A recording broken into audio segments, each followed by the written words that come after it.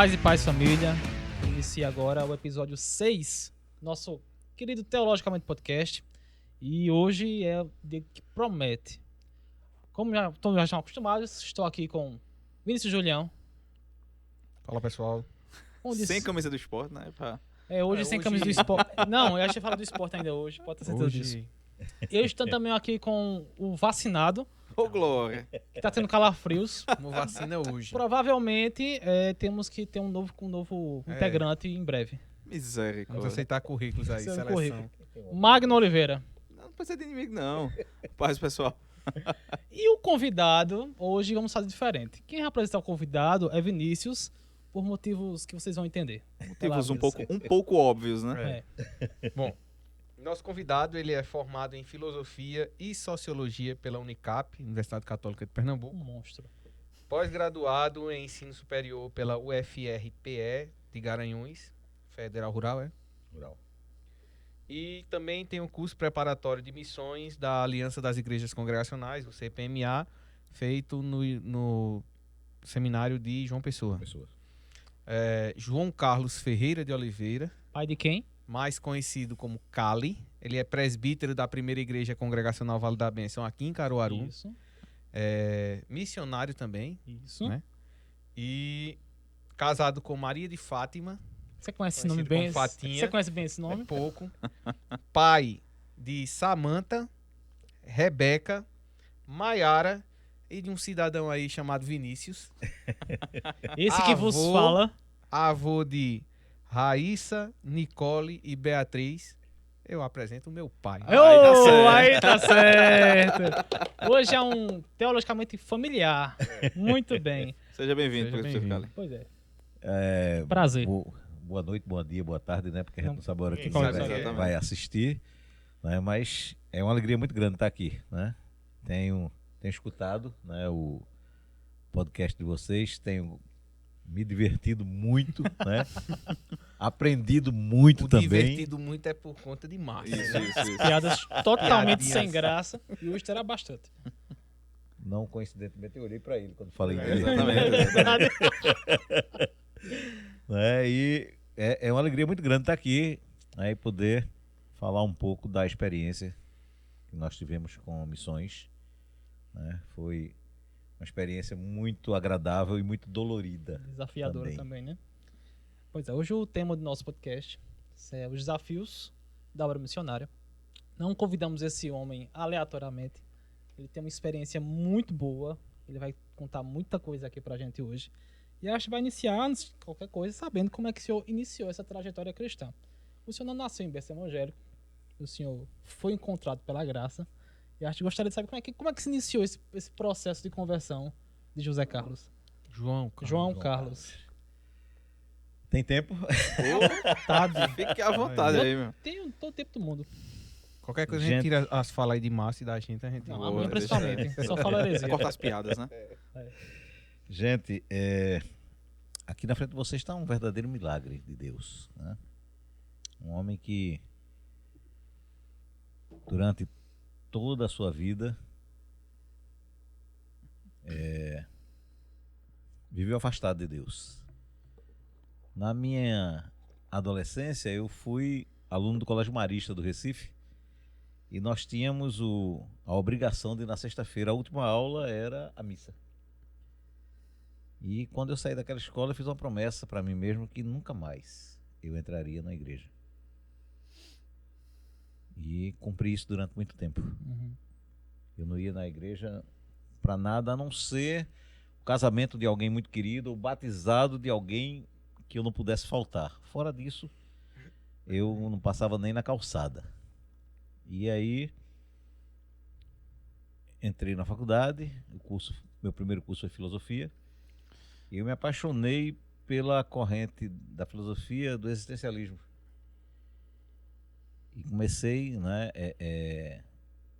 a ler os filósofos do existencialismo, me apaixonei por Jean-Paul Sartre, por Nietzsche, por Marx, Engels, me filiei ao Partido Comunista Brasileiro Só um menino bom. Só peça boa, né? e me tornei um ateu convicto.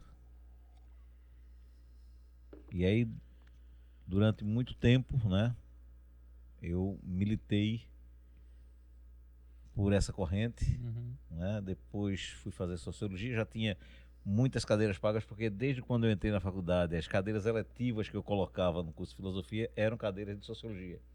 Porque eu tinha o desejo de fazer sociologia, vivia metido em política e fazia política na universidade.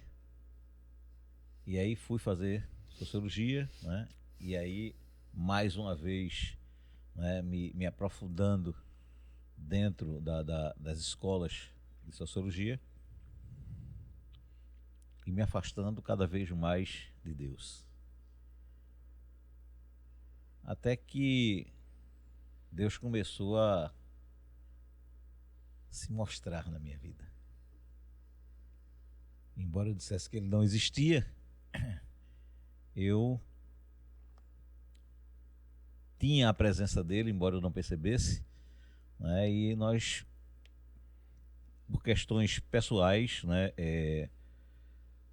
profissionais, eu sempre fui um bom profissional, mas eu tinha um problema sério, que era o álcool. Então, uma vez eu conversando com um grande amigo, e ele disse a mim, ele era o chefe do departamento pessoal de uma empresa multinacional chamada Texaco. Hoje ela não existe mais no Brasil. E eu trabalhei na Texaco, né? E ele depois me confessou que quando chegou o currículo na frente dele, que ele viu, né, gostou demais do currículo, e aí ele foi procurar saber, né, com a empresa anterior que eu tinha trabalhado, que era a Atlantic, que também era uma empresa de petróleo. E aí a resposta foi: olha, ele é um excelente profissional, mas ele tem um problema. Na segunda-feira. Porque eu passava o final de semana bebendo e na segunda-feira não comparecia muitas vezes no trabalho, né? E todo mundo sabia, minha esposa ligava e dizia, ele está doente e tal. Mas todo mundo sabia qual era a doença, né? E por conta dessa situação eu fui perdendo, né? Aos 23 anos eu era superintendente da Companhia Atlântica de Petróleo no Rio Grande do Norte. Era o que a gente chama da caneta mais pesada daquela empresa multinacional, era um rapaz de 23 anos de idade. E aí eu fui perdendo isso, né? Trabalhei em grandes empresas, trabalhei Atlantic, Texaco, Borghoff, que é uma multinacional de autopeças, né? Alcan, alumínio canadense. Só grandes empresas. A única empresa que eu trabalhei que não era multinacional, mas é um império, foi o Grupo João Santos. Mas aí fui perdendo, né? E chegou a um ponto que eu começava a botar currículo e ninguém mais me contratava. E aí eu vim parar aqui pertinho, em Brejo da Madre de Deus. Vim para montar um armazém de construção para um cunhado meu. E depois ele me fez a proposta: que você não fica aqui, né? Você está há alguns meses já procurando emprego, não consegue, tá? Fica aqui com a gente. E aí eu resolvi ficar lá e hoje eu sei que isso foi a mão de Deus, né? Lá eu conheci algumas pessoas da Igreja Católica que começaram me cercando e me levaram para a Igreja Católica, né? E eu comecei a ver a possibilidade de que realmente existia um Deus. E de lá eu fui convidado para fazer o encontro de casais com Cristo na Igreja Católica, fazer em Belo Jardim. E desse encontro de casais nós resolvemos implantar o encontro de casais com Cristo da Igreja Católica em Brejo da Madre de Deus. Eu sou um dos fundadores do encontro de casais. E nós fizemos o encontro, fizemos o primeiro, o segundo, o terceiro. No quarto encontro, quando ele terminou, 2 dias depois eu recebi um convite de um amigo, que era amigo de farra, desviado dos caminhos do Senhor, hoje está na glória, de Jaci. E ele me fez um convite para ir conhecer o encontro de casais da Igreja Evangélica. E eu pensei assim, eu disse... Tipo James Bond, né? Eu vou lá para saber o que é que esses caras fazem. Você é apaixonado por encontro, né? Pegou no ponto fraco. Ver o que é que esses caras fazem e... Tão diferente assim. E ao chegar no Caique, A missionária Sueli, ex-esposa, né, falecida esposa do pastor Cícero Palmeira, olhou e chamou de Jaci e disse: quem é aquele rapaz? Jaci, sai um amigo meu lá de Brejo, estou trazendo ele para fazer um encontro. Ela disse: ele vai ser crente. Jaci olhou para ela e disse: é isso aí, não. Esse eu conheço. Não tem jeito não. E ela disse: vai. Eu tive um sonho ontem à noite com esse rapaz entrando na nossa igreja com a Bíblia debaixo do braço. E ele veio me contar. E eu disse a ele: diga a ela que ela anda bebendo muito ultimamente. Ela teve um delírio, alguma Um coisa. surto, algo desse tipo. E passaram-se, né, alguns anos. Eu trabalhei nesse encontro. Interessante que quando a gente chegou no estacionamento lá do Caíque, eu olhei para minha esposa e disse: crente tem mania de chamar os outros para ser crente. E se eu entrar aí, eu não sei o que é que eu vou fazer aí dentro, mas alguém me deu uma bandeja de cristal com taças de cristal em cima, e alguém disse assim: você quer ser crente? Eu solto no pé dele e vou embora. Ela disse: pelo amor de Deus, faço não. Eu disse: faço. Reze para ninguém me chamar para ser crente. E aí trabalhei o encontro todo, ninguém me convidou. E durante o encontro, eu via as músicas que mexiam comigo. De Jaci tinha me dado muito CD evangélico, da bandinha inclusive. Uhum. Mas aí eu recebia por educação, e aí dizia: ah, vou ouvir, que legal, obrigado. E aí quando ele saía, eu, lixo. Ixi. Eu via Chico, Caetano, né? Djavan. Filósofo não ouve música de crente. Sim. Coisa de careta. Mas aí durante o encontro, aquelas músicas mexeram comigo. E aí quando terminou o encontro, eu pensei, né? Jaci vai me chamar de novo, porque crente chama Então, muito. é. Crente é bicho insistente. Crente é chato. Crente é chato mesmo, é verdade. E eu disse: eu já sei. Eu vou dizer a ele, se ele vier me chamar, eu vou dizer: eu só vou se for para aquele grupo de louvor. Aí ele vai dizer: tu não é cantor. Né? E aí eu resolvo o problema, não vou. Acabou-se. E passaram-se alguns meses, e ele chegou lá na secretaria. Eu era secretário de administração do Brejo. E ele entrou na secretaria morrendo de rir, disse: vim te fazer um convite e não aceito não como resposta. Isso não é convite, isso é intimação. São intimação, né? exatamente. Convite, eu tenho a opção de dizer não. Ele disse: ouça como você quiser, eu não aceito não. Aí eu disse: o que é? Ele disse: trabalhar no encontro da primeira igreja batista de Gravatá. Eu parei, ele disse: da bandinha. Eita! Achou, Negue né? agora. E aí ele disse: mas tem que ensaiar. E eu saía de Brejo para Caruaru toda segunda-feira para ensaiar na bandinha, lá na Igreja de Deus, ali perto do INSS. Na época, pastor Clodoaldo. Né? E no primeiro ensaio, quando eu entrei no carro, eu olhei para minha mulher e disse assim: esse povo é diferente. Eu não sei o que é que eles têm. A Bíblia diz que nós somos sal e luz. E aquele homem que não conhecia Deus percebeu claramente que existia uma diferença naquele povo. E aí eu fiquei participando de todos os ensaios e fomos para Gravatá, trabalhar no encontro. E no sábado nós louvamos um hino que eu disse: eis-me aqui. E quando nós saímos de lá,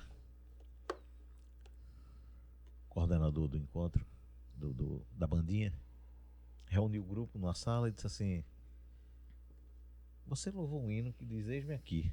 Por que é que você não faz isso diante de Deus? E eu me ajoelhei e disse: eis-me aqui. Mas aí naquele momento eu assisti um filme de 46 anos. Cenas tão reais que nenhum Spielberg da vida seria capaz de produzi-la. E a minha vontade naquele momento é dizer: eu quero conhecer esse Deus. Mas aí eu olhava para mim e dizia, como é que eu vou ser crente? Prostituto, mentiroso, cachaceiro, brigão. Meu filho, mais de uma vez, deixou de ir para estádio comigo porque ficava com medo que eu brigasse no estádio. Era quase que uma rotina brigar no estádio. E eu disse, como é que eu vou ser crente? Aí, não. Mas aquele desejo continuava forte no coração. E eu disse, Deus, se é o Senhor que está querendo isso de mim, me dê um sinal. E quando eu me levantei daquela sala, eu não sei quanto tempo eu fiquei ali, mas quando eu me levantei não tinha mais ninguém na sala. E em geral, quando o pessoal da bandia se levanta, né, assim, para sair e tal, faz muita zoada, porque Sim, empurra a cadeira. É. Você percebe, né? Eu não vi nada, mano. Não sei o tempo e também não vi nada. E quando eu saí da sala, estava na porta, estava Marinho. Marinho era um mototaxista. E ele me deu um abraço. Que aquilo foi a primeira resposta de Deus e eu não entendi. Mas foi um abraço assim, diferente. Eu saí daquele abraço como se eu estivesse pisando em nuvens. E eu pisava no chão e era aquele negócio fofo. Eu dizia, oxi, isso parece um tapete. E eu não entendi o que era aquilo. Nós trabalhamos o resto do dia. E quando foi à tarde, no final da tarde, eu ouvi um testemunho de um homem chamado Heraldo Xavier, irmão do pastor Clodoaldo, hoje pastor no Rio Grande do Norte. E Heraldo falava de um Deus vivo, um Deus que falou com ele, que disse a ele, saia do exército, vá para Caruaru. Ele servia no Mato Grosso do Sul, em Corumbá, na divisa com a Bolívia. Era um homem extremamente cruel. Quando ele saía do lado brasileiro para o lado boliviano, as pessoas corriam e se escondiam dentro de casa, entravam em casa porque ele andava com 2 armas na mão. Era um homem de confiança do ministro do Exército, porque era um dos poucos que mexiam com explosivo, desmontava explosivos. E ele falava de um Deus que falou com ele, e aquilo deu um nó na minha cabeça. O Deus que eu conhecia estava pregado numa parede lá. E ele dizia que Deus falou com ele. E aí quando a gente saiu daquele Caique, quando foi à noite, eu não tinha Bíblia, eu peguei a Bíblia da minha mulher, a Bíblia católica, e comecei a procurar o Deus de Heraldo. Eu comecei a ler gente, não entendi nada. Aí passei. Aí Josué. Aí comecei a ler, aí também não entendi. Aí eu me lembro que eu fui passando, aí eu vi Esdras. E comecei a ler e não entendia nada. E eu fiquei até 2 horas da manhã folheando a Bíblia, tentando encontrar o Deus de Heraldo. Cara, inconcebível na cabeça do Senhor. Esse Deus vivo. E deu 2 horas da manhã do que eu vou dormir, senão amanhã eu não trabalho no encontro. Eu fui dormir, acordei muito cedo, às 5 e pouco eu estava acordado, ansioso. E quando foi 6 horas, começaram a servir o café, eu desci e estava na mesa o presbítero Erivonaldo, hoje pastor da igreja Vida Nova, lá do Panorama. E eu sentei com ele e disse, Eri, eu comecei a ler a Bíblia ontem. Bicho, eu não entendi nada. E ele começou a rir e disse assim, é porque tu é filósofo. O que é que tem a ver uma coisa com a outra? Porque o filósofo não pode ler Bíblia? Eles podem. Mas o filósofo, quando pega um livro, ele vai ver o autor, qual é a corrente que ele pertence, né? E aí o livro é sempre uma sequência de pensamento e você vai acompanhando. A Bíblia é diferente. Aí o nó aumentou, né? Como assim a Bíblia é diferente? Ele disse, porque a Bíblia é um livro que você tem que, para entender ele, você tem que ler da metade para o fim. Depois é que você vai ler o começo. Agora, Não, tá aí, Agora deu bom, né? Agora deu bom. como é que eu vou entender uma coisa que eu vou ter que ler da metade para o fim? Aí ele disse assim, a Bíblia aponta para Cristo. Ela é dividida em 2 partes, o Antigo Testamento e o Novo Testamento. O Antigo Testamento aponta para Cristo dizendo ele virá. O Novo Testamento aponta para Cristo dizendo ele veio, mas vai voltar. E eu sem entender absolutamente Embananou nada, mais mas ainda. isso ficou gravado na minha cabeça. E aí ele disse assim, ele pegou um guardanapo que estava na mesa, pegou a caneta e botou um número no telefone. Disse, comece lendo os 4 evangelhos. Você vai ver que tem muita coisa parecida. Repetitivo às vezes. Mas leia. Está aqui meu telefone. Qualquer dúvida que você tiver, me ligue. Se eu não tiver resposta, eu vou buscar em quem tenha, mas você não vai ficar sem resposta. Eu peguei aquele papel, botei no bolso e nós voltamos para o encontro. Trabalhamos o dia todo, nenhum sinal. No final do encontro, aquela última apresentação da bandinha se despede.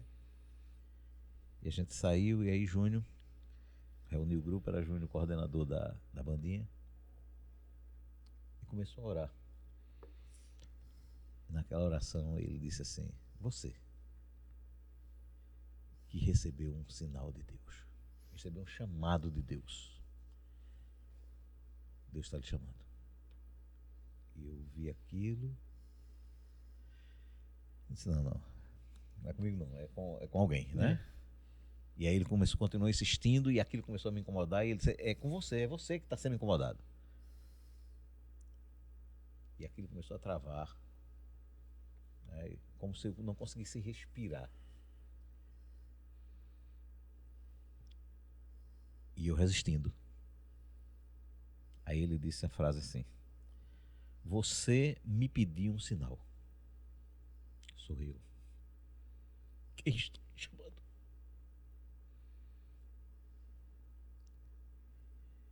E aí eu olhei para minha esposa. Ela era a única que me conhecia, ele sabia quem eu era. Uhum. Os outros não conheciam. E eu disse, isso é comigo. Porque eu tinha certeza que ela dizia, tu? Estás brincando. Mas quando eu disse, isso é comigo, ela disse, então vá. Fazer o quê? Eu levantei minha mão.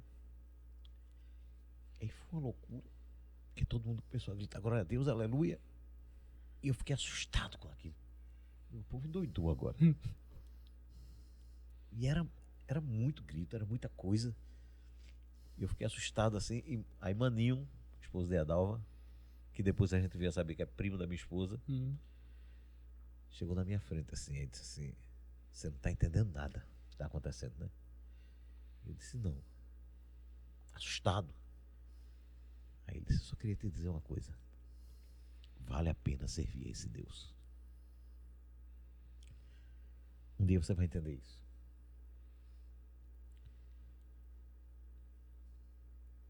E hoje eu entendo claramente aquilo que o Maninho me disse. E eu tenho plena convicção de que vale a pena servir esse Deus. Um Deus que transforma, que às vezes eu não me reconheço. Quem eu era e quem eu me tornei depois que eu pude me aproximar do Deus que cuidava de mim, né? O Deus que estava me dizendo durante todo o tempo assim, eu estou do teu lado, cara. A minha filha mais velha teve um tumor no cérebro aos 11 anos de idade. E a gente não tinha dinheiro para cirurgia e foi feita uma campanha. E nós conseguimos o dinheiro e foi feita a cirurgia. Tudo correu bem. E era a mão de Deus. Deus dizendo a mim, eu cuido de ti. Eu tenho cuidado de você. Eu tenho cuidado dos seus filhos. Mas eu continuava sem crer nele. E aí 2 anos depois, esse rapaz teve uma meningite. E teve que fazer uma cirurgia na cabeça. E 2 anos depois a gente estava no mesmo hospital, no mesmo andar, no mesmo apartamento. E Deus cuidou. E durante esse período, foi um período mais tranquilo financeiramente, porque a gente já tinha plano de saúde. Mas os médicos não conseguiam identificar qual era o tipo da meningite dele. E a gente via os médicos discutindo assim na nossa frente. Um dizia, é tal, outro dizia, não é, porque o exame diz isso aqui. E num determinado momento minha esposa deu uma sugestão a uma médica. Ela não gostou muito, mas aí ela desceu, foi conversar com os colegas e aí resolveu fazer uma tomografia nele. E aí descobriram que o vírus que ele tinha da meningite era muito próximo de uma sinusite que ele tinha. E aí quando a medicação batia, o vírus se escondia por trás da sinusite e o remédio não fazia efeito. Aí foi quando tiveram que abrir para tirar, né, toda o processo de inflamatório que tinha. E quando eu descobri isso, eu me apavorei, né? Outra cirurgia na cabeça, 2 anos depois, um outro filho. Eu desci as escadas daquele Hospital Santa Joana, feito um louco, tentando me agarrar em alguma coisa. E eu encontrei o médico que tinha feito a cirurgia de Samantha, Dr. Hildo Azevedo. Eu me abracei com ele chorando e contei a ele. Ele disse, é seu filho, rapaz. Mas ele está em muito boas mãos. Está com Geraldinho, e Geraldinho vai fazer a cirurgia. Eu disse, eu queria que o senhor fizesse. E ele disse, não posso, porque no horário que está marcada a cirurgia dele, eu estou no outro bloco cirúrgico fazendo uma outra cirurgia. Mas a Bíblia diz que Deus satisfaz o desejo do nosso coração. E aí uma enfermeira desapercebida do que estava acontecendo, entrou no quarto e deu um copo de leite a ele. E por conta desse copo de leite, ele não pôde fazer a cirurgia no horário que estava marcado. Foi remarcado para 4 horas depois. E 4 horas depois, o Dr. Geraldo não estava no hospital, estava num outro hospital fazendo uma outra cirurgia. Mas tinha um médico, um cirurgião, no Santa Joana, disponível às 4 horas depois. Hildo Azevedo. Justamente. Deus me mostrando e dizendo a mim, Ali, presta atenção, abre teu olho. Eu não percebia, mas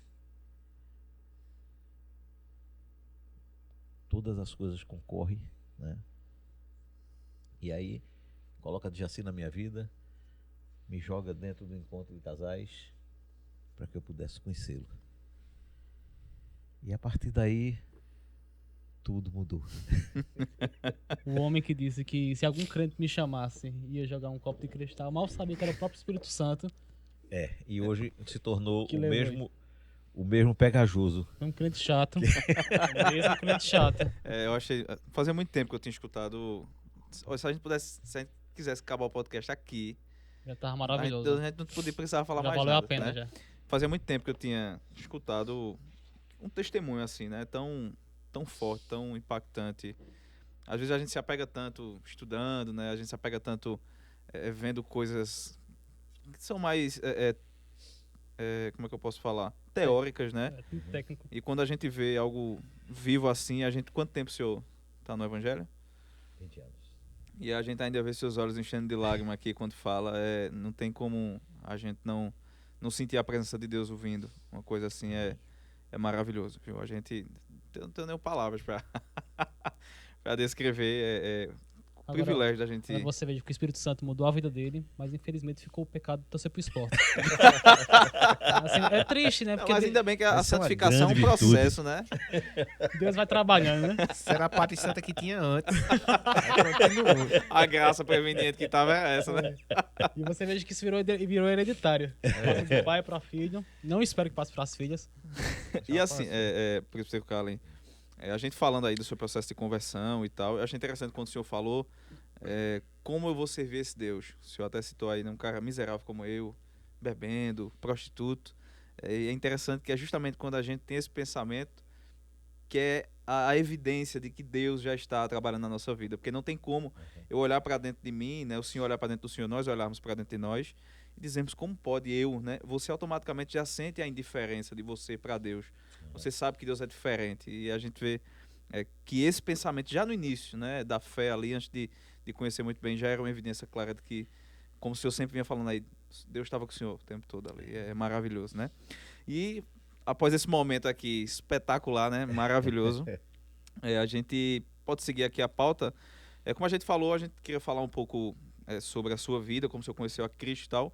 E o segundo tópico que a gente separou aqui é como foi que surgiu o desejo do senhor pela obra missionária, né? E pelo estudo da teologia. O senhor é um missionário, né? O senhor tem aí esse chamado Eu acho que missionário. esqueceu de dizer, né, que ele ficou... Que é missionário, mas acho que a gente esqueceu de falar da experiência, que ele ficou 9 meses, 7 meses. 7 meses na Croácia, né? A gente não falou isso, não foi? Acho que a gente vai falar depois, né? Spoiler. Corta esse pessoal. Que não tem condições. Entender como é que surgiu o chamado missionário e Opa, depois, né? Aham. Ou Finge que vocês não escutaram porque isso. eu acho que o senhor ter ido pra Croácia, né? O senhor deve ter sentido no coração esse Aham. impulso missionário, né? É. Como foi que surgiu esse desejo e tal de missões e depois você vai poder emendar aí com esse seu episódio Certo. da ida pra Croácia. O desejo de missões, né, começa a partir do seminário, Uhum. né? Uma matéria que eu paguei com Teresa Frias Sim. e eu sempre fui muito próximo de Teresa, sempre gostei muito dela, de Sandro, e a gente sempre conversou muito. E quando terminava a aula eu ficava questionando, né, a vida de Teresa, porque muitas pessoas não sabem, Teresa hoje está com uma vida muito boa, mas pouca gente sabe que ela vivia pela fé, né? Que durante muito tempo Deus sustentou Teresa, e ela dizia assim: Cali, é muito gratificante ser sustentada por Deus, agora é terrível ao mesmo tempo, porque você tem hora que você fica olhando, né, e diz assim: como é que vai ser? De onde é que vai vir? Né? E ela me contava as experiências que ela tinha, e isso começou a me encantar. E aí, os cultos de missões, né, sempre que tinha aqueles apelos no culto de missões, eu estava lá. E eu não sabia por quê, mas quando fazia um apelo, aquilo me envolvia e eu ia, né? Até que um dia teve um encontro lá no seminário, e pastor Elecir Brito, pastor congregacional, foi da igreja congregacional de Recife, da União, durante muitos anos.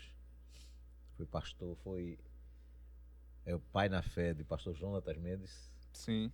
conhecido no seminário como Mildinho. O pastor Jonathan é conhecido. Ele tem 2,5 metros. Aí ele é miudinho. A gente tá tendo aula Aluno com é ele. aluno em todo canto, Ele né? tá Então tendo aula com a a história da igreja. era Mildinho. Aula de quem? Mildinho. É. E Maravilhoso. pastor Jonatas é filho na fé do pastor Eleci. E aí pastor Eleci veio fazer uma palestra no seminário sobre missões na Europa. E aquela palestra mexeu muito comigo. Quando terminou, eu fui conversar com ele e disse a ele, né, que eu jamais iria, eu não tinha condição de ir para a Europa. Mas que aquilo mexeu comigo e tal, e ele riu e disse assim: quem sabe você não vai ser um dos missionários da MCE? E eu vi aquilo como se fosse uma brincadeira, né? Fui embora. Alguns meses se passaram. Quando ele disse isso, ele disse: eu vou voltar aqui, né? E a gente vai fazer uma convocação. Quem sabe você não vai? E passou alguns meses. E um dia eu vinha um feriado ali naquela rua da prefeitura de Caruaru, e o pastor Adriano Batista ia passando no carro, e parou o carro e me chamou e disse: olha, dia tal vai ter um café missionário lá no seminário, e o pastor Alessi está vindo novamente e ele mandou lhe convidar. Ok. E eu fui. E lá se marcou uma nova reunião, dessa vez no Vale Central, com um missionário chamado Ronald, que é missionário hoje na Espanha, em Barcelona. E Ronald estava cheio de seminaristas lá na palestra, não só seminaristas do STEC, mas de outros seminários, né? Muito jovens. E ele começou a falar a palestra dele e ele dizia assim: a Europa precisa de Deus. Para o europeu, Deus está morto. Lamentavelmente, a igreja na Europa tá. Berço, né? E aí ele mostrou alguns vídeos, né, e fez uma palestra belíssima. E quando ele terminou, ele disse assim: nós da MCE estamos à procura de jovens que queiram doar um ano da sua vida para o Evangelho. Alguém aqui se propõe? E eu comecei a olhar. E cheio de seminaristas, cheio de jovens, ninguém levantou a mão. Eu olhei para o pastor Nicasso e disse: pode um jovem de 60 anos? O pastor Nicasso olhou para mim, assustado, e disse: É mesmo? sim. Eu disse: é. Ele disse: pode. Aí eu levantei a mão. Eis-me aqui, né? Eis-me Deixa aqui. aqui. E aí, terminou a reunião, então eu fiquei conversando com o Ronald. Ele disse: olha, a gente vai preparar uma caravana para conhecer 4 países do leste europeu. São 18 dias na Europa. E você vai ter a oportunidade de conhecer esses 4 países, de vivenciar, né, a situação dos brasileiros lá e a situação do evangelho lá no leste europeu. Bom, quando? Não tem previsão ainda não, a gente está visitando, né? Daqui de Caruaru a gente vai para Recife, depois vai para Fortaleza, vai... Tá bom. E aí passaram-se alguns meses até que o pastor Eleci me liga. A gente preencheu uma ficha, botei telefone e tudo. O pastor Eleci me liga: olha, a caravana vai sair dia tal. Comece a levantar aí mantenedores para você poder ir. O custo era muito alto. E eu comecei a me mexer. E bati em várias portas e tinha algumas promessas, outros negaram assim de frente. É interessante que aqueles que a gente mais contava, né? Não, com fulano eu vou bater lá e com certeza, né, Vai vir coisa. eu vou ter uma oferta ali e tal, e nada. E um dia eu encontrei com o Marcos Santos, que é lá da nossa igreja. Marcos tinha acabado de gravar um CD. E eu saí desse dia dizendo: Deus, olha, se eu não arrumar mais, se eu não arrumar ninguém, né, eu tinha muito pouco ainda nessa época, eu estava visitando as igrejas. Interessante que algumas igrejas a gente falava do evangelho, a gente falava da necessidade, então o pessoal chorava. E eu dizia: meu Deus, vai sair uma oferta aqui. Boa. Que eu vou sair com pelo menos uma boa parte da passagem. E o pessoal saía e batia. Deus abençoe. Vou orar por você, meu irmão. Amém. Tá doido. Complicado. E aí nesse dia eu saí de casa e disse: se eu não encontrar ninguém que possa me dar uma oferta, eu vou ligar para o pastor e vou desistir. Enquanto Marcos Santos. Aí Marco me chama, me deu um CD dele, autografou e disse: esse CD aqui eu gravei em Salvador, o melhor estúdio do Brasil, onde grava os top 10 da MPB. Aí disse: foi. Um empresário lá em Salvador mandou me buscar em Recife, um jatinho particular. Eu fui com minha esposa, gravei.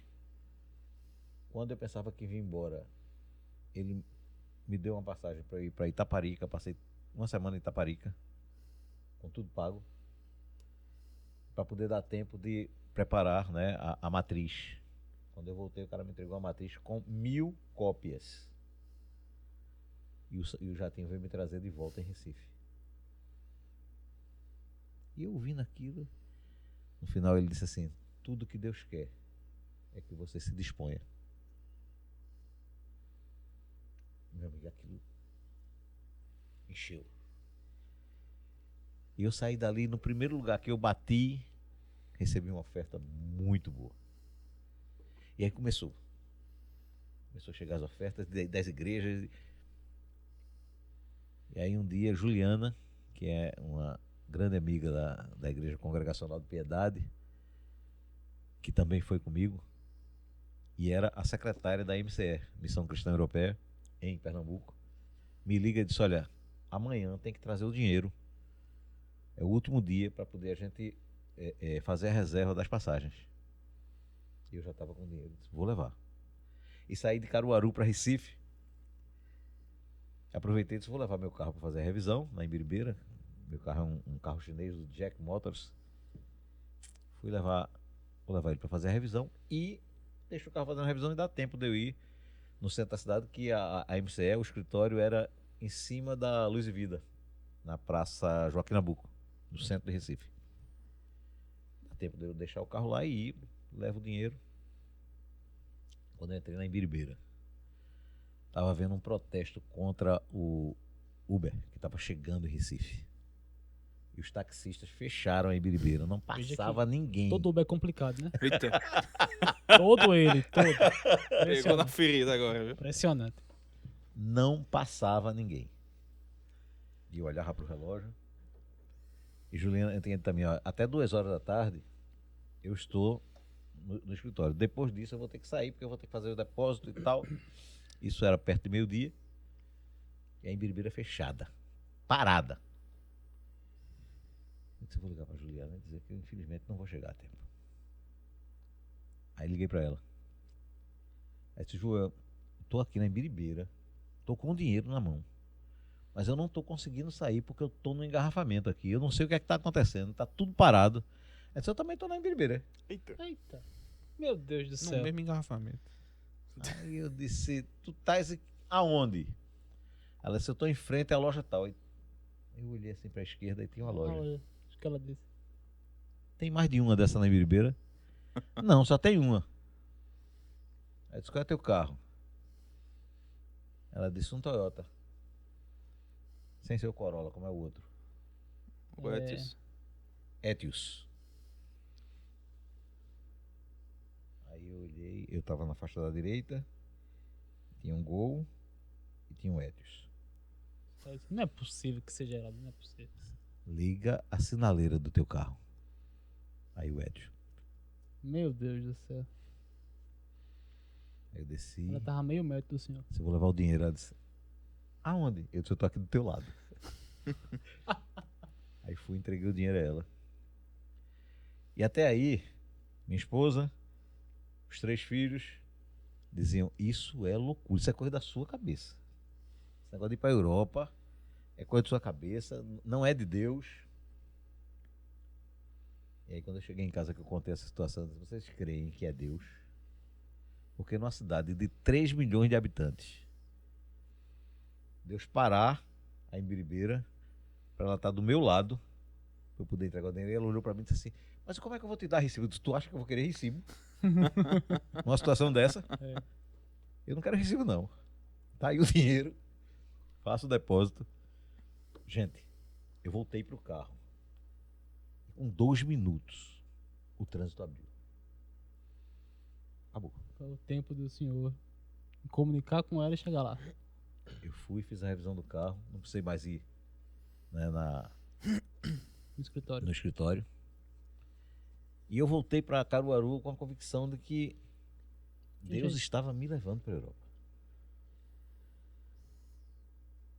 E aí chegou o dia da viagem. Isso foi um tormento, porque todo mundo conta. Quando eu disse isso, aí começou, né? Aí Vinícius se convenceu. E aí Vinícius começou a conversar com Fátima, dizer, mãe, faça a vontade de Deus. E ela dizia não. E as duas meninas também, não, não, não. E Fátima começou a adoecer. E chegava no médico e não tinha nada, e fazia exame, nada. E um dia, na Unimed, ela foi fazer uns exames e eu precisei sair para resolver alguma coisa. E deixei ela lá. E quando eu voltei, a companheira dela do apartamento, assim, ela desmaiou 2 vezes. E aí eu fui falar com ela. E na hora que eu fui falar, Deus disse, diga a ela, enquanto ela não aceitar a sua viagem, ela vai adoecer. Eu disse, eu? Digo nada. Ela vai dizer que essa coisa é da minha cabeça. E fui, assim, extremamente ousado com Deus. Disse, arruma outra pessoa, Deus. Ela não vai acreditar em mim. E saí. Nesse meio tempo, minha filha liga na portaria, porque só podia ficar uma pessoa dentro. Pai, sai aí um pouquinho para ficar com a manhã. Aí eu saí e Samanta entrou. E aí Deus falou com ela. E ela também não disse nada na hora. E quando chegou em casa, ela disse: mãe, essa é a sua enfermidade. É porque a senhora não está aceitando a saída do pai para a Europa. É para ele ir. E aí, o placar que era 4-1 contra mim já virou 2-2, né? 2-2. E aí depois foi, por último foi Rebeca, que Fátima teve um sonho. No final do ano, eu iria viajar, eu acho que era em março. E no final do ano, ela teve um sonho com as mãos de Deus. Ela disse que não via Deus, mas ela viu um clarão muito grande e as mãos trazendo para ela uma bola, entregando na mão dela. E ela acordou. E quando ela acordou, ela disse que aquela bola era um mapa do mundo. Deus estava dizendo a ela, colocando nas suas mãos. E aí ela se convenceu de que realmente era para eu ir. Não para ela ir, mas para eu ir. E depois foi Rebeca. Ela conversou com Rebeca acreditou e eu fui. E nós fomos conhecer a Croácia, a Bósnia, a Sérvia e a Eslovênia. E na Croácia eu conheci uma brasileira. Eu não sei se foi você, alguém no podcast fala dela. Disse que ela, num dos depoimentos, a Carla, a missionária do leste europeu, Acho que foi Silvio que falou. né, que diz que o muçulmano conhece Maomé e o cristão não conhece, Não conhece o seu Deus. Deus. Isso mesmo. Eu estava com ela no dia que ela disse isso. Não me lembro qual foi a igreja, mas eu estava com ela. Porque depois disso ela começou a vir ao Brasil e ela sempre vem a Caruaru, eu sempre trago ela para cá. E nós conversamos muito, eu e Carla. Em determinado momento ela falando, né, da necessidade de alguém para ajudá-la na obra.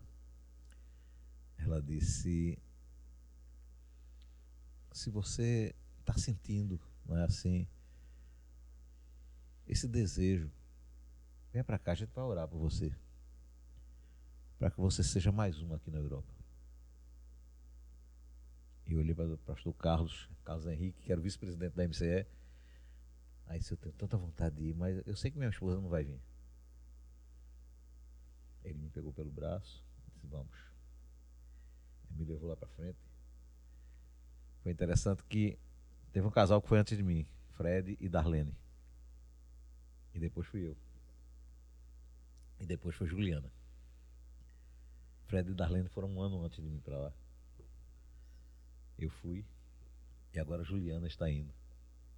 Na mesma sequência que nós fomos à frente.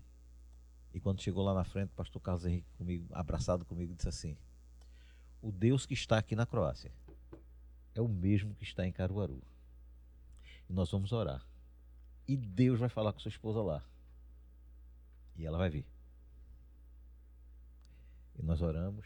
E quando eu cheguei, né, depois desses 18 dias, uma experiência riquíssima, riquíssima. A gente podia entrar nas igrejas que a gente acha que pequenas, são catedrais lá. Nós éramos em 22 e quando a gente chegava, enchia a congregação. E era uma alegria daquele povo, porque eles congregavam com 5, 6, 8, 10 pessoas no máximo. E quando chegava a caravana, era aquela alegria, né? E eu voltei com o coração incendiado.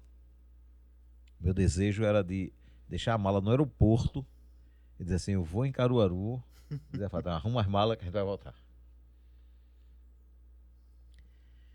Mas quando eu cheguei, que disse a ela que tinha assumido esse compromisso, ela disse: você vai sozinho.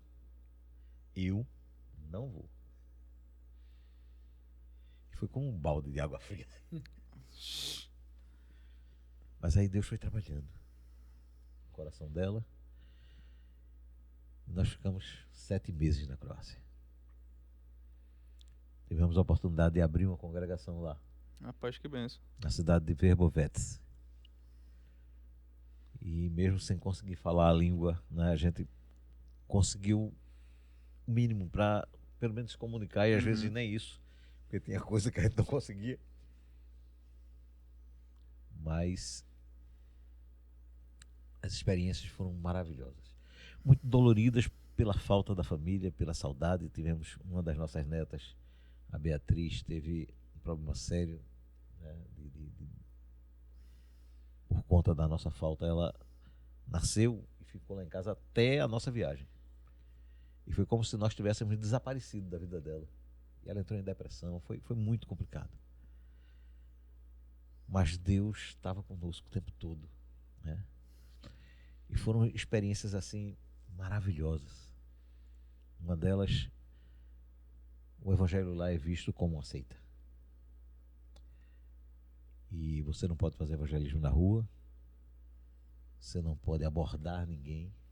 Mas por parte das autoridades ou... Das autoridades. E é. A Croácia hoje é uma república, Uhum. mas ainda tem todo o ranço comunista. Então, você desce na Croácia hoje, você tem 24 horas para procurar uma delegacia e declarar que você está lá e o que é que você foi fazer lá. Porque se com 24 horas você não for, eles lhe deportam. E por lá ser um país com cunho muito comunista, se quando você for na delegacia você declarar que está ali para missões, para evangelizar, pode-se fazer isso? Pode. Porque aí, por exemplo, eu fui com a carta da Igreja Batista de Dubrava, Uhum. né, me convidando.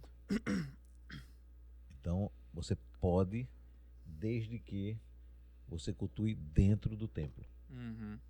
nunca fora. E nós conseguimos, durante esses 7 meses, né, a gente conseguiu um programa de rádio. Não éramos nós que fazíamos, era o pastor Emanuel, que era um outro brasileiro que já estava lá também há 5 anos. E esse programa de rádio aconteceu uma coisa muito interessante, porque quando eles se reuniram, um grupo de pastores, foram pedir um horário na rádio, foram pagar esse horário na rádio. Eles lá, você tem que pagar adiantado 6 meses. E eles conseguiram arrecadar o dinheiro com algumas entidades europeias e foram lá para pagar. E o dono da rádio deu o horário de menor audiência na rádio. 6 meses depois, quando ele foi renovar o contrato, o dono da rádio deu um desconto de 40%. A gente esperava que houvesse um aumento, ele deu um desconto. E aí, Emanuel, mas por que o desconto? Ele disse, porque o seu horário era o horário de menor audiência na rádio. Hoje é o horário de maior audiência. Que benção. Os croatas estavam escutando o programa, embora a gente não tivesse nenhuma confirmação de conversão, mas existia uma quantidade muito grande de pessoas ouvindo. E isso para nós era resposta de Deus. Exatamente. E uma noite nós estávamos em Belvete e na porta da congregação tinha escrito alimento para a alma.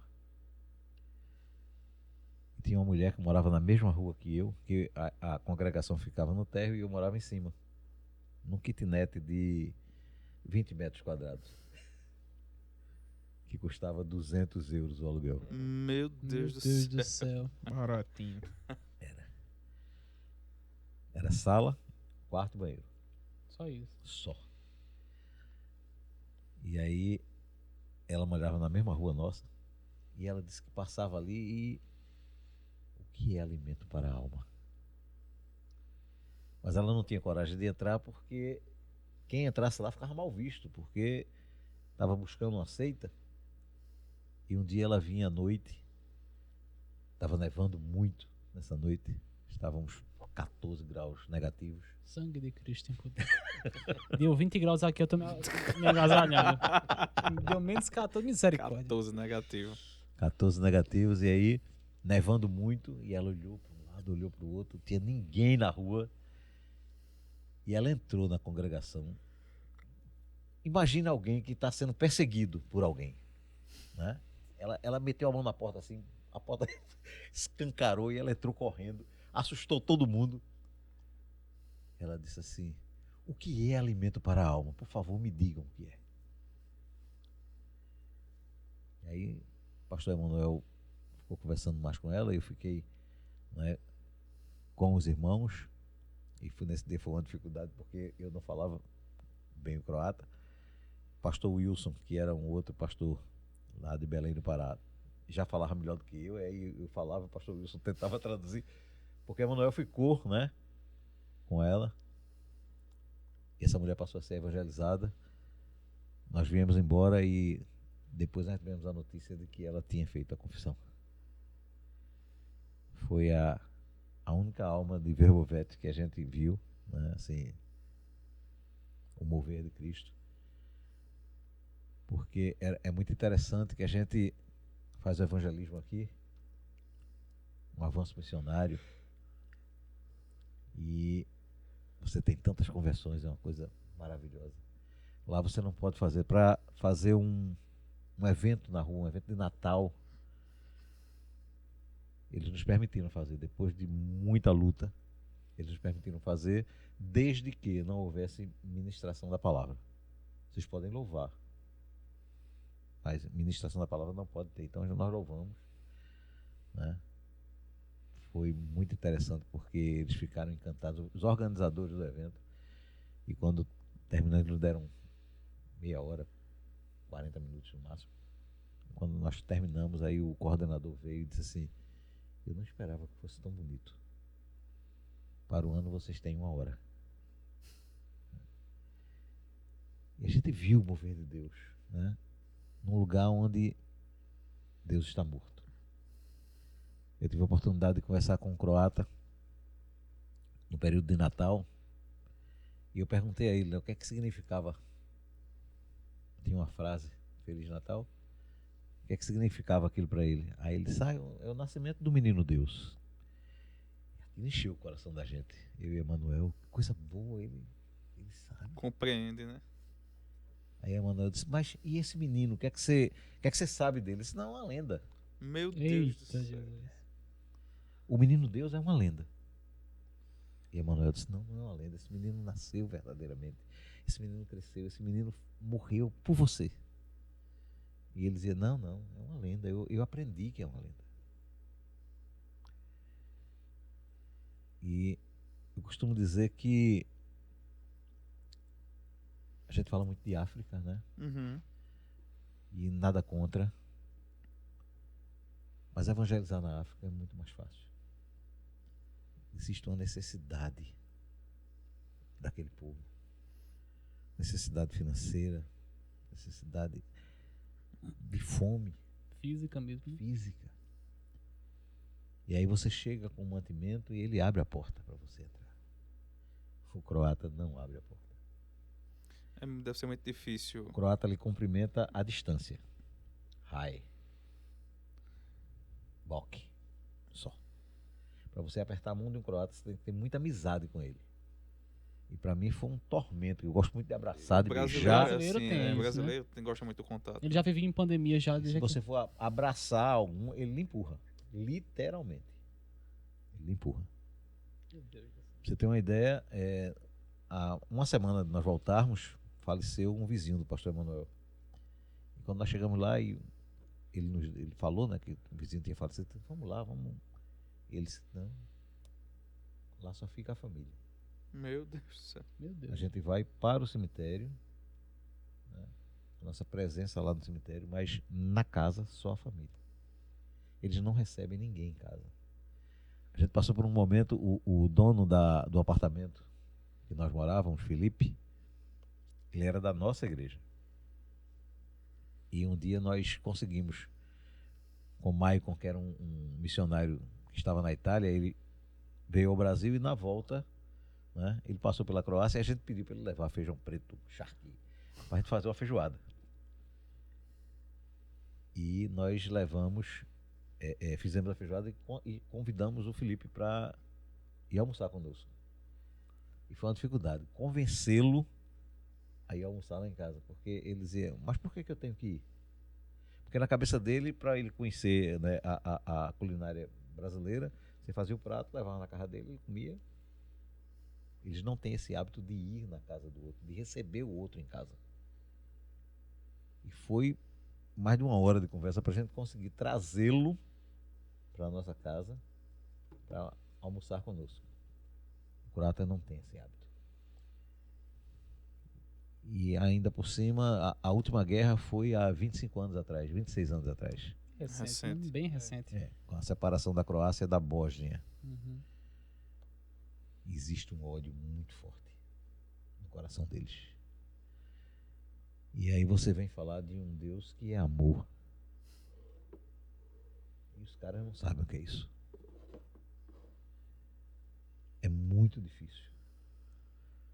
O leste europeu, existe uma carência muito grande. Hoje, né, por conta da pandemia, nós voltamos antes, né? Voltamos em outubro. Em novembro estourou a pandemia, eu não tenho nenhuma dúvida que foi Deus que nos trouxe, porque senão, como seria Para sair de lá. para sair de lá depois? Tanto para sair como para se manter lá e Pra se ficar, manter, né? né? Exatamente. Então, foi a mão de Deus. Fred foi para Polônia, porque a filha deles morava na Polônia, ele foi para lá. Pastor Emanuel foi para Portugal. Só ficou Carla, que é casada com um croata, e aí ficou lá. Uhum. Mas aí saímos todos. Fred voltou agora, está lá novamente. Pastor Emanuel não volta mais, vai ficar em Portugal. E existe uma carência tremenda. Eu queria aproveitar para você que está nos ouvindo, ore pela Croácia, ore pelo leste europeu, ore pela Europa. Existe uma carência muito grande naquele continente. Um continente que foi exportador de missionários. É o berço do evangelho, né? Da reforma, né? Uhum, O berço da exatamente. reforma. E hoje não conhece a Cristo. Na Croácia, eu queria que o senhor explicasse qual a principal religião. Porque, assim, na Europa a gente está vendo um avanço muito grande dos muçulmanos, né? Sim. Muitos países os muçulmanos têm entrado de forma muito grande. Na Croácia, qual é a principal religião? Qual a Na Croácia contexto? existe um contexto sui generis. A principal religião é a religião católica, mas o catolicismo lá se aliou ao governo comunista. E aí eles conseguiram incutir na cabeça do croata que se ele nasceu croata, ele nasceu católico. E se ele deixar de ser católico, ele como se perdesse a sua cidadania. A Igreja Católica conseguiu incutir isso neles, junto com o governo comunista da época. Mas lá é um país confessional ou é Não. laico? Laico. Os muçulmanos estão entrando Com tudo, né? com tudo na Croácia, em todo o leste europeu. Na Croácia mais porque nós estávamos lá e víamos. E não existe nenhuma posição da Igreja Católica contra. Mas existe uma posição muito forte deles contra o Evangelho. Nós tivemos a oportunidade de conversar com várias pessoas que se confessavam católicas para saber como era a pregação. Uhum. E nós descobrimos que não havia, né? Existe muito louvor, a liturgia deles, né, não inclui a pregação do Evangelho, a Bíblia não inclui. No período que nós estávamos lá, nós pudemos participar de um evento da primeira Bíblia escrita em croata, promovida pela Missão Cristã Europeia junto com as igrejas evangélicas. Então o povo não tem acesso à escritura. Não tem acesso. Então é interessante ver o que você citou, que muito bem citou, que lá é o berço, né, da reforma e tal. E das características da reforma protestante, né, partindo ali olhando para Martinho Lutero, foi justamente colocar a Bíblia na mão do A povo. O Bíblia, Né? acesso, né? O acesso Tirar a Bíblia da restrição do clero, da igreja, e colocar para o povo ler a Bíblia, para o povo entender, né? Aí veio o surgimento das escolas e tal. Então lá parece que existe que eles regrediram, né? Sim. O que a reforma deixou de legado veio mais para o sul, né? Para os países sul-americanos, né? Não sei, alguns países africanos também podem ter esse acesso, mas lá no berço parece que regrediu, né? Que voltaram a deixar, acho que também a questão do comunismo tem a influência. E houve um entrosamento muito forte entre a Igreja Católica, né, e o comunismo, tanto que, por exemplo, lá em Ivánets, onde está Carla, eles fazem anualmente um retiro de jovens. E os padres, quando descobrem que algum jovem está indo para o retiro, eles vão na casa. Meu Deus do céu. Né, e ameaçam a família de ser excomungada se você permitir que ele vá para se juntar com esses hereges. Nós excomungamos a família. E é o E aí a mesmo que família perder se a volta cidadania, contra né, como o senhor a disse. pessoa que mesmo quer perder a ir. cidadania. Meu Contra a pessoa Deus. que quer ir. Meu Jesus. E aí, uma das saídas foi montar lá uma escola de música e uma escola de língua portuguesa. Carla ensina música, o Mário também, que é o esposo dela, e ela ensina português. E aí os textos que são ensinados são textos bíblicos, as músicas são hinos de louvor a Deus. Então eles aprendem o louvor, mesmo sem ter a consciência do que é, Uhum. mas é uma forma De já né, introduzir o de pensamento. introduzir o pensamento para eles. Interessante. Meu Deus. Bueno. Dá uma cortada de 5 minutos aí, que eu acho que é a pizza. E a gente Dá uma corta. parada que depois volta. Deixa eu só pagar. Direito à pizza também? Direito à pizza. Rapaz, se eu soubesse já tinha vindo antes. Meu Deus do céu. E quem vai pagar é seu filho, né? Melhor ainda. Olha que benção. Rapaz, muito bom, uma experiência Meu Deus. sensacional, viu? A gente vê. O senhor falou uma frase aí que é bem interessante. Quando o Vinícius voltar, eu falo novamente. Que é muito fácil você evangelizar em um país que não tem nada, né? Onde as pessoas sofrem com a fome, com a pobreza, com a questão afetiva mesmo. Muitas crianças perdem os pais muito cedo. A questão da doença também, com a enfermidade. É muito fácil. Fácil, entre aspas, né? É mais aceitável para eles você chegar apresentando um Deus que, mesmo que se aquele sofrimento não passe momentaneamente, posteriormente você vai estar livre daquilo ali. Então, de alguma forma, Deus vai suprir uma necessidade, a carência maior daquele povo. Mas em um país onde se tem tudo, né? Onde as pessoas possuem um bom estado de Como você vai oferecer a graça para um povo que Já se sente agraciado.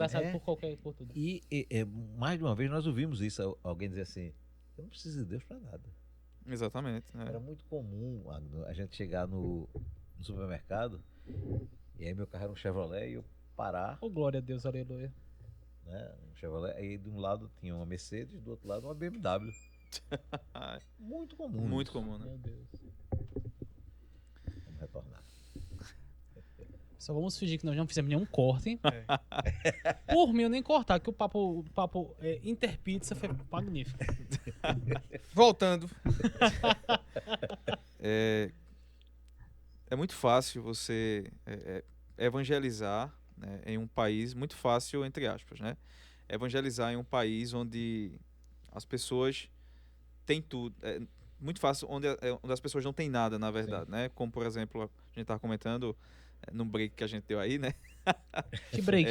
Tem corte não. Que break você tá Nos falando? países africanos, nos países Alguém africanos, percebeu algum corte aí na imagem? Corte Não nenhum. teve, não. nos países africanos, né, que são ambientes mais carentes, você trazer uma solução, por mais que seja espiritual, mais fácil para eles aceitarem, porque ali é um berço do sofrimento, né? A carência da fome, a escassez da família, até da própria tradição religiosa não se tem, né? O povo está à deriva. Muitos países africanos que sofrem com esses problemas. É muito fácil você trazer algo que, mesmo que naquele momento não supra a necessidade dela, posteriormente vai suprir, que é na glória, né? Mas países como o senhor acabou de citar aqui, as pessoas nem se cumprimentam, ou seja, acham que não precisam nem do próximo. Eles acham que tem tudo, né? Exatamente. Eles acham que já O tem tudo, que não entendimento do que precisam é- mais de nada. Entendimento que é pecado para eles deve ser muito complicado. Pois é, o muito, que é que né? esse Deus tem a me oferecer, né? Como é que eu vou dizer para uma pessoa dessa, olha, você é uma pessoa carente de Deus. Você é uma pessoa miserável, você precisa do Senhor. E a pessoa olhar para o contexto dela e ter um carrão na garagem, a conta bancária positiva, sua família bem-estar, não precisa desse Deus, né? Nós ouvimos, né, em mais de um momento, as pessoas dizerem assim: eu não preciso do seu Deus para nada. Eu tenho tudo que eu preciso. Né? Era muito comum a gente chegar no supermercado e estacionar, e de um lado tinha uma Mercedes, do outro uma BMW, uma Ferrari. Né? Não existe a questão da pobreza. Uhum. Né? Na Croácia, muito pouco. Na Bósnia, um pouco mais por conta dos ciganos. Tem muito cigano na Bósnia. Mas na Croácia não tinha. Era muito comum eu sair de Dugocelo, que era a cidade onde morava o pastor Emanuel, para Verbovec, onde eu morava, e no percurso tinha um caixa eletrônico. Caixas eletrônicos lá, eles não ficam dentro do supermercado, de shoppings, não, eles ficam na rua. Né?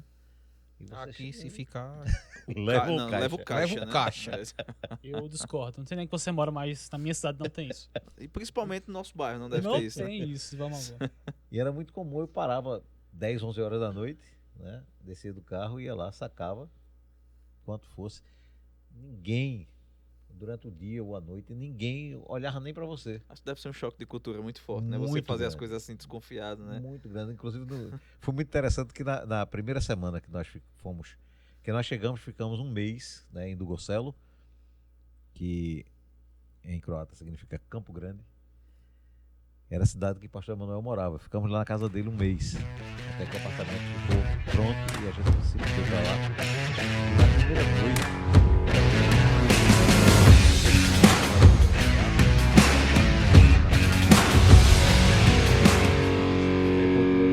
deu uma risada. Né? Aqui você não está no Brasil.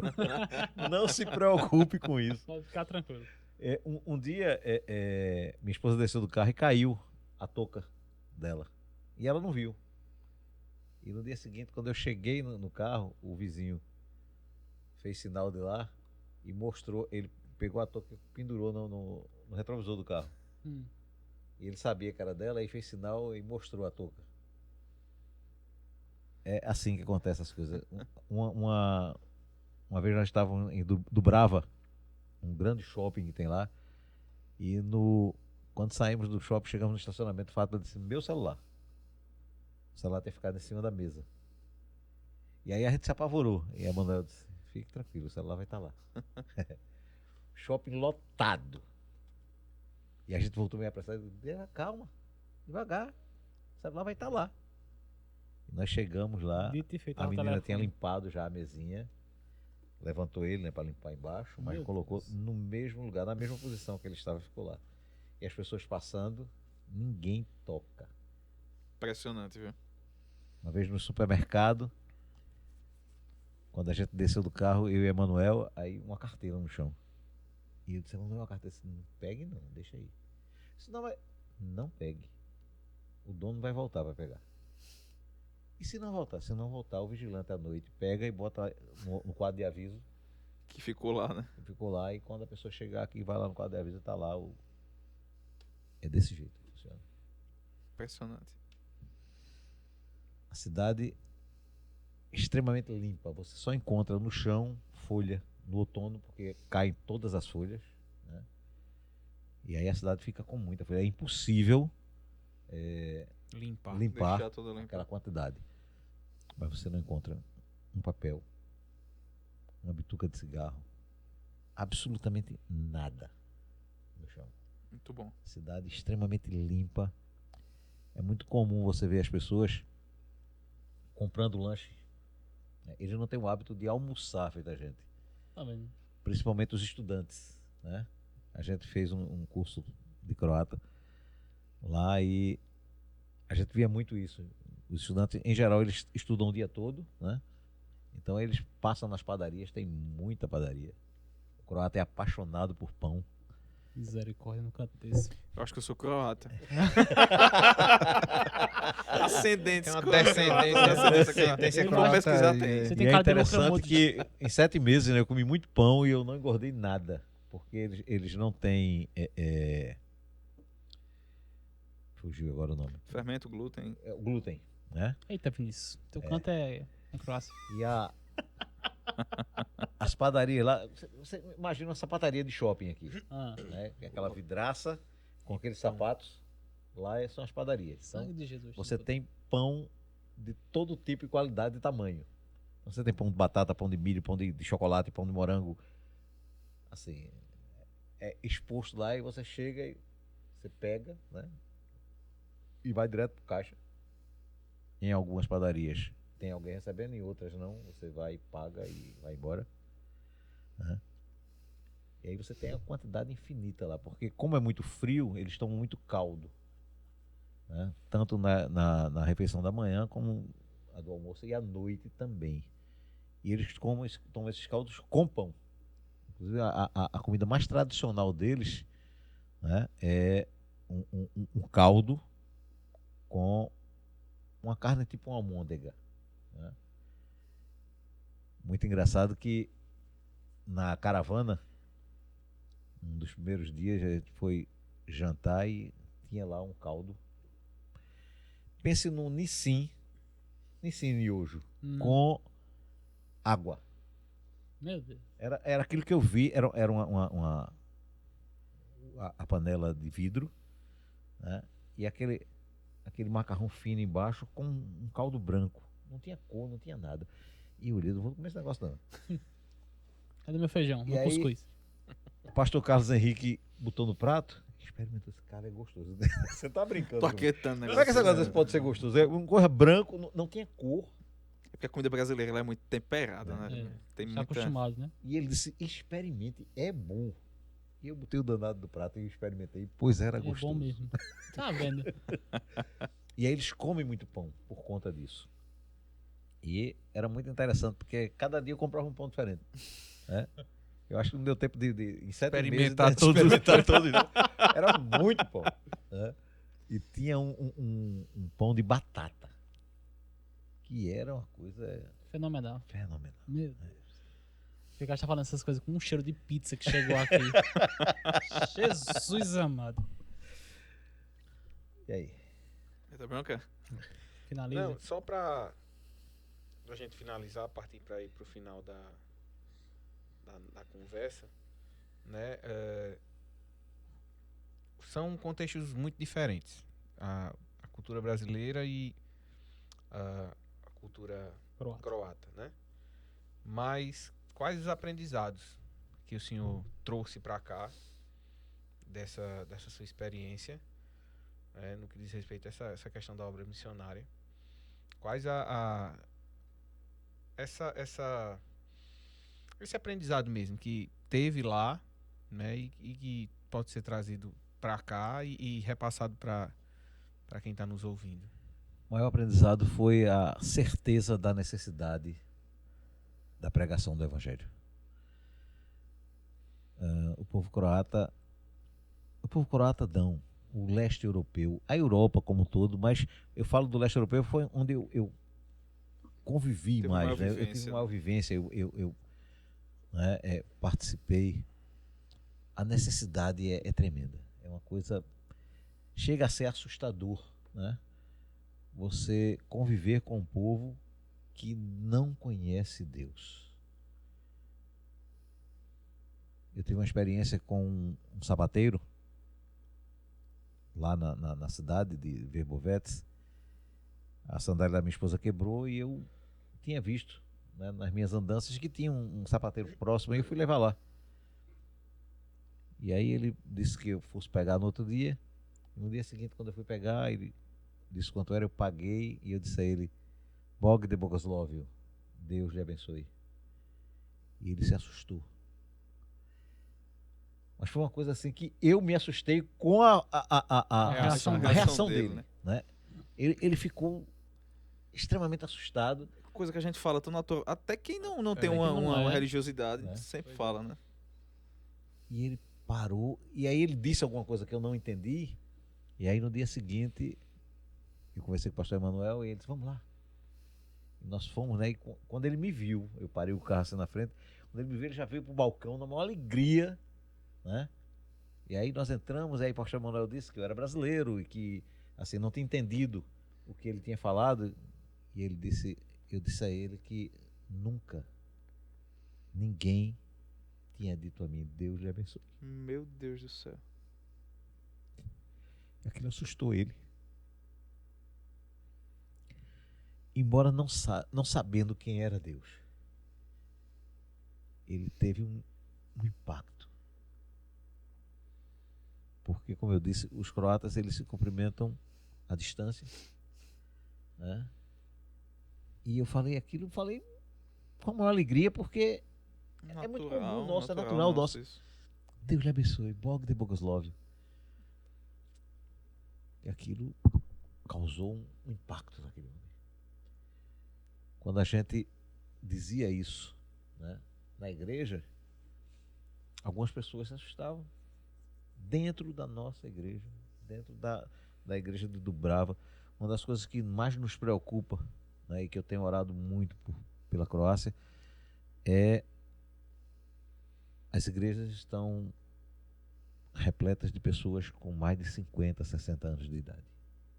Para se fazer um culto de jovem, Magno, nós juntávamos 6, 7, 8 igrejas para ter 12, Meu Deus. 13 jovens no culto de jovem.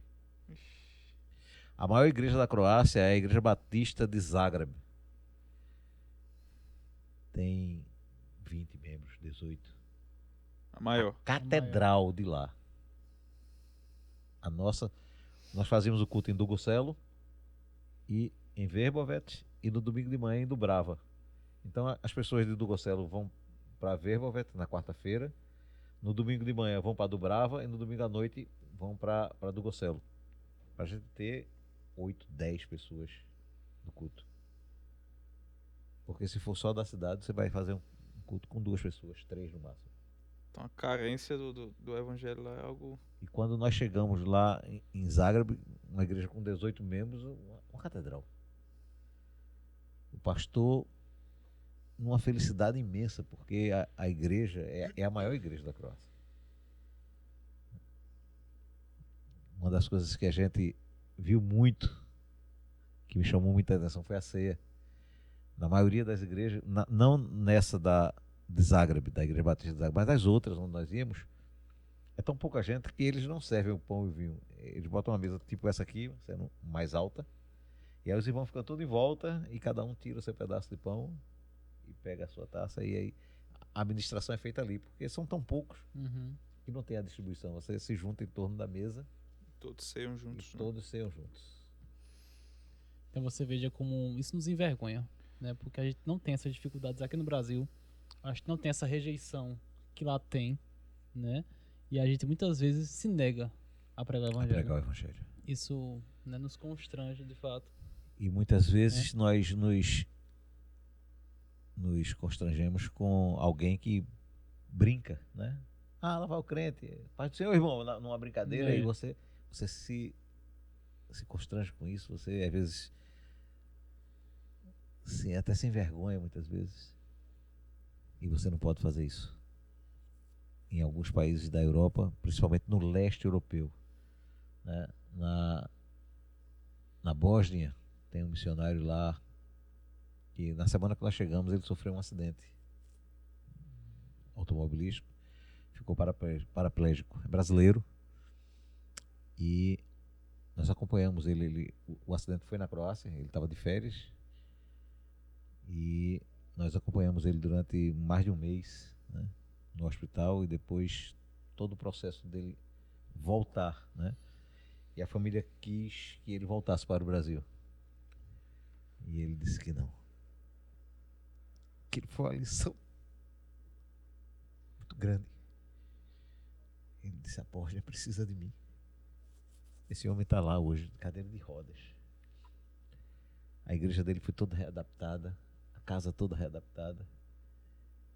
E ele continua lá, pregando o evangelho. isso, de certa forma, me envergonha. Nos Luz e envergonha. vergonha. Porque eu digo muito, a minha esposa, ela ri às vezes, que eu disse a ela, eu voltei, mas uma parte do meu coração ficou lá.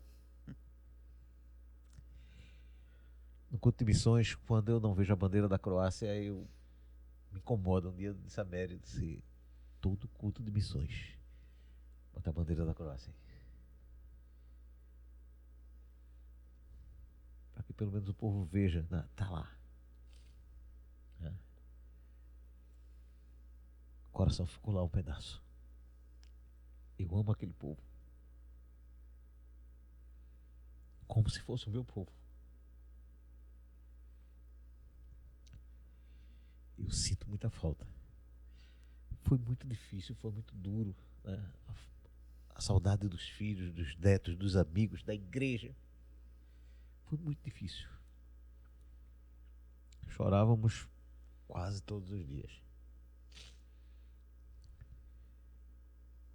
Mas eu faria tudo de novo. Porque me apaixonei por aquele povo. Povo frio. Povo que não te recebe pelo evangelho, te recebe pelo futebol. Você quando falava Iaçam Brasila, eu sou brasileiro, eles diziam, Romário, Ronaldinho.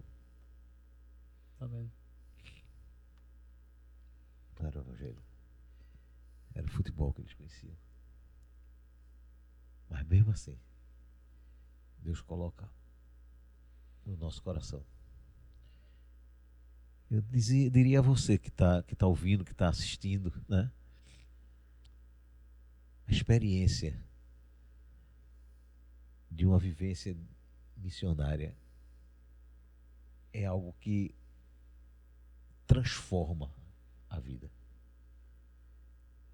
Todo crente devia passar por essa experiência.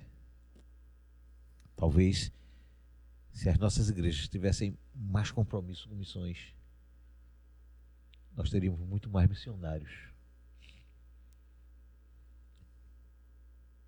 Não só, né, na Europa, mas em cada recanto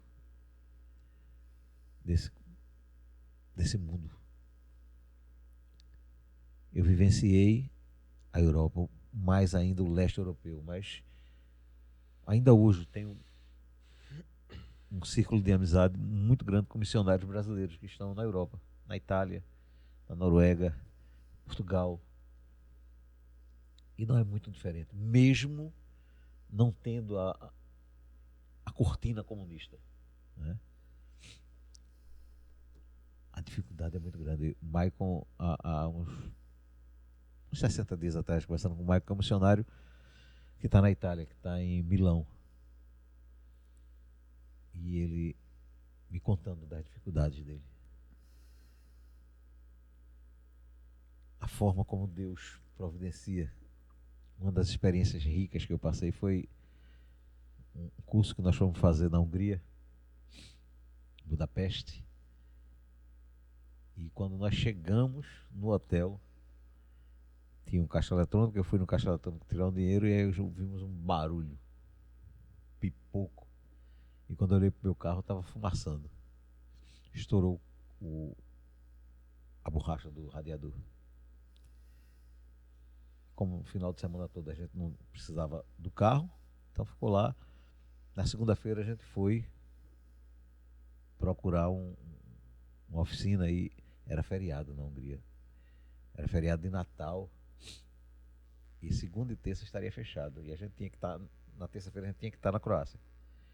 E encontramos um brasileiro e aí ele rodou com a gente, não conseguiu nenhuma oficina. Lá não é como aqui, que você tem essas oficinas de Pequenininha. pequenas né? de casa, só concessionárias. E aí ele disse, olha, eu tenho uma cola adesiva de alta pressão. Vamos tentar ver se a gente consegue. E aí nós colocamos. E de Budapeste para do Gocelo são 300 km, 320 km. E nós viemos 320 km. Com cola. Uma cola cola. adesiva na borracha do radiador. E quando chegamos na Croácia, parou o carro. No dia seguinte a gente foi levar lá na concessionária. E o mecânico, quando olhou, disse: o que é isso? Aí a Amanda disse: é uma cola adesiva. Ele disse: não presta, não cola. Aí a Amanda disse: eu sei. Eu sei que não Era cola. o que tinha. Mas nós rodamos 320 quilômetros. E aí descobrimos que o carro, né, por conta desse esquente que teve, teve que trocar algumas peças e o valor era R$ 2.000. E eu cheguei em casa e eu disse: e agora? Porque a gente vivia com a manutenção contada. Tinha uma irmã aqui no Brasil que sempre complementava. Ela dizia: eu não vou lhe dar nenhuma oferta. Você, no final do mês, você faz o seu levantamento financeiro e manda me dizer quanto é que está faltando. E eu completo. E todo mês eu mandava. E quando esse carro quebrou, eu disse: eu não tenho coragem de pedir a ela. E eu fui orar. E isso foi na terça. O carro estava marcado para me entregarem na sexta-feira. E eu tinha que pagar. E eu orei: Deus, está nas suas mãos. Eu não tenho de onde tirar esse dinheiro. E aí na quinta-feira, o telefone tocou. Era pastor Marcelo Maurício. Ele pregou no aniversário de missões. Sei quem é. Presbiteriano, lá da primeira igreja presbiteriana de Boa Viagem. Aí disse: eu tô aqui com Mike, ex-jogador do teu time. E Mike já foi mantenedor de alguns missionários e tudo, mas ele se decepcionou com muita gente. Mas eu tô conversando aqui com ele, contando a história de um gordo maluco que foi parar na Croácia. Todo carinho. E aí ele se sensibilizou e ele pediu a tua conta. Manda o número da tua conta para mim. Eu mandei. Tem um doce, tem um pedaço de pizza, se adivinhar quanto foi a oferta. R$ 2.000. Dito e feito. R$ 2.000. Meu Deus. Meu Deus do céu. Na sexta-feira de manhã, quando eu fui no banco, tava lá o depósito. E aí eu fui, Quitou o de carro. tarde, quitei o carro. Rapaz, que tantas experiências, né? Muitas. Cara, quantas experiências. Acho que se a gente fosse contar todas Rodar a aqui, noite, né? é. Acho que a gente Engraçado. passava a Quando, noite. quando chegou aqui, tá assim, eu não sei nem o que eu ia falar. Né? Eu não tenho o que falar. E sem demagogia, sem hipocrisia nenhuma, eu passaria a noite toda aqui lhe ouvindo. Amém. E eu acho até que a gente pode marcar depois parte um momento dois. pra gente conversar mais, né? Falar mais sobre missões, sobre suas experiências, né? E quem sabe estimular mais pessoas também, Sim. como o senhor já fez o convite aqui, a pensar mais em missões, pensar mais na Europa, né? Obviamente, o foco maior de missões é sempre na África, como o senhor falou e tal, Sim. mas eu acho que quando a gente pensa na África, obviamente a gente pensa mais em suprir uma carência também material, né? Mas na Europa, de fato, o evangelho, como quando o senhor traz esses relatos aí, traz esse depoimento, a Europa precisa do evangelho, né? É Precisa verdade. de Cristo. A gente tem, como eu disse, né? Fiz muitas amizades lá com brasileiros que estão espalhados por toda a Europa. E a gente sempre está conversando, né? Marquinhos está se preparando para ir, eu digo muito a Marquinhos: cole em Glauber. Glauber é um brasileiro que tem um grupo no WhatsApp só de missionários brasileiros na Europa. E é um homem de uma sensibilidade maravilhosa. Tem ajudado muita gente. Todo mês ele escolhe um missionário e coloca no grupo, né, a conta daquele missionário, a necessidade, e pede para que cada um participante daquele grupo, são mais de 100, faça um depósito de R$ 10 pelo menos, para ajudar um missionário. E os relatos que a gente ouve, né, daqueles missionários que receberam, é uma coisa linda, assim, né? O momento que essa oferta chega, né? E Glauber não escolhe assim, não. Eu conheço Magno, eu vou mandar para ele. Não, ele vai na lista lá, pega um, né? E ele vai eliminando até chegar no último e Uhum. recomeçar. E é impressionante como Deus age, né? Quando a gente, no final do mês, que a gente vê o relato daquela família que recebeu, quando eles contam a necessidade que eles estavam, a forma como eles estavam, não tem como, né? Você não se emocionar, você não Ver a mão de Deus ali. vê a agindo. mão de Deus agindo. Eu lembro do Ronaldo Lidório, acho que foi nessa consciência cristã que ele pregou. Ele falou que uma das maiores deficiências não é de recurso, que muita gente acha que muitas vezes é só o recurso que é o problema, mas muitas vezes é do ir. É você Sim. se disponibilizar, deixar muitas vezes seu conforto Você se doar, né? e se doar pra ir, né? É. Eu lembro que foi uma coisa que ele falou que foi muito forte, todo mundo ficou, né? E é interessante como isso tá fixado, né? Tá implícito no Evangelho. A gente vê o exemplo de Cristo quando chama os discípulos, Na grande né? comissão. Largam tudo e se doam para o Evangelho ao ponto de serem mártires por Cristo, né? E viver o Evangelho. Acho que todo cristão, ele, por mais que ele não precise largar um dia sua família, largar o seu trabalho e tal, ele tem que se desprender de muita coisa para se doar totalmente para o Evangelho. Para o né? Evangelho. É uma forma que você tem, né, de viver realmente a experiência. Uhum. É se doando, né? Me emociona muito nos cultos de missões quando eu vejo as pessoas indo à frente, dizendo assim, eu quero ir. E eu sempre oro. Meu Deus, não deixa que ele perca esse fervor. Reaviva isso no coração de cada um. Porque só quem viveu a experiência sabe da necessidade.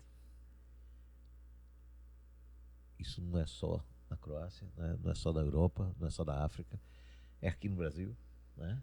Na rua da sua casa, Na no rua seu da sua bairro, casa, na no cidade. sertão, né? Nos ribeirinhos, né? Eu tenho feito muito contato com o pessoal que está lá nos ribeirinhos, às vezes através de Jairo, às vezes através de Eduardo e Donária, né? E um dia desse, Eduardo disse, vem pra cá, rapaz, a gente tá precisando de você aqui. E eu disse, vamos orar, né? Orar, se Deus disser assim, vai, a Vamos. gente vai. Mas eu disse a Jairo, eu quero ir lá, nem que seja para ficar lá uns dias, né, vivenciando isso. É uma experiência totalmente diferente da que eu passei, da que eu vivi, né? Lá, os deslocamentos deles através dos rios, né, às vezes de um dia ou de mais de um dia, né, para visitar uma comunidade. Deve ser uma coisa assim Muito difícil, né? muito difícil. Imagina. É isso. Presbítero, muito obrigado. Eu não pela- tenho palavras para agradecer Eu que agradeço. pela essa oportunidade. Acho que veio para trazer um conteúdo, acho que só mais abençoado Exatamente. do que entrou. Muito obrigado. Que Louvado seja Deus. Deus continue abençoando sua vida, que esse seu testemunho de vida também impacte muitas pessoas que estejam nos escutando agora, talvez precise de uma resposta de Deus, e por meio do podcast, por meio do seu testemunho, obviamente alcançado pela graça de Deus, Amém. que essas pessoas possam tanto sentirem a presença do Senhor, serem convertidas por Ele, como também acender no coração o desejo por missões. Se porventura alguém está escutando, já teve esse desejo e não sente mais, né? Um grande exemplo aqui de um homem com mais de 20 anos no Evangelho, com lágrimas nos olhos, um coração fervendo por missões. Isso para mim, é inspirador e constrangedor, né? Porque muitas vezes a gente se acomoda muito, né? É que não tem tempo, né? Porque Às Exatamente. vezes a gente acha que eu já Passou tô velho já, né? demais para missões, né? Não Vou é. ser missionário. Né? Não tem época, não tem... É o chamado de Deus. Exatamente. Deus chama e Acabou-se. Quem acha que é velho, leia Forsyth. É. Né? Forsyth saiu do Brasil com mais de 80 anos. Meu Deus. Morreu aos 102, né? Mas saiu daqui com, se não me falha a memória, com 88. Né? E percorria aquela região de Santa Cruz de Capibaribe, Brejo da Madre de Deus, né? Em cima de um jumento pregando o Evangelho. Meu Deus do céu. Então, Impressionante. Pessoal, é isso. Né? Vamos Amém. encerrar por Fica aqui. aqui nosso agradecimento a Eber, mais uma vez, pelo Estúdio Quírios. Estamos aqui no Estúdio Quírios. Sempre O uma melhor recepção. estúdio do Agreste Pernambucano. De Maravilhosa, verdade. Se você quer fazer ensaio, gravação, Tem que ser aqui. você precisar, venha pra cá. Além do espaço que é maravilhoso, Belíssimo. e tudo, o atendimento do cara é Fantástico. sensacional, Eu né? fiquei bonito na imagem. Eu fiquei Há bonito. Deixa controvérsias até mais ainda. bonito, né? Veja que coisa impressionante, certo? Siga nas nossas redes sociais, né? Nosso marqueteiro é Vinícius. Vai, Vinícius, tu faz melhor essa Siga-nos parte. nas nossas redes sociais. Marqueteiro O tem... @teologicamente podcast. Então você tem lá no Instagram, tem também agora no Facebook. Facebook agora. Né? @teologicamente podcast. A gente queria também que você que já tá ouvindo aí os podcasts, a gente já tá no número 6. Seis. Que você deixe lá a sua opinião, mande lá um relato pra gente, que a gente vai ler aqui no próximo. Isso, Quem vamos mandar o começar, relato, vamos começar. começar, né? Vamos começar. Você manda lá o seu relato, a sua experiência, o que é que você tá gostando, sua crítica, o que é que você não tá gostando. Isso. O que você não tá gostando, você não liga, as não. Que eu não quero piadas saber, de não. Só quero saber o que é bom. O que é ruim, eu não quero saber, não. E- Manda pra Vinícius. Siga-nos nas redes sociais, tanto do Teologicamente Podcast, meu Instagram é @ViniciusJO1 @Oliveira Magno. @Márcio F. Mota. e @Oliveira Cali. Boa, agora! Aí tá certo. É de Deus o negócio é de aqui. Deus. Meu Deus. E o corte vai para o pós-crédito. Você fica no pós-crédito, que aí vai ter o corte. Aí a gente vai estar no pós-crédito, o corte. O que foi que aconteceu aí? Por que teve o corte? Boa. Falando mal do A cena Vinícius. pós-crédito, a Marvel aí que me desculpe, mas... É, bem melhor. O editor que se vira. Exatamente. Deus abençoe vocês. Valeu, Deus abençoe. Valeu. Valeu. Isso aí. Obrigado.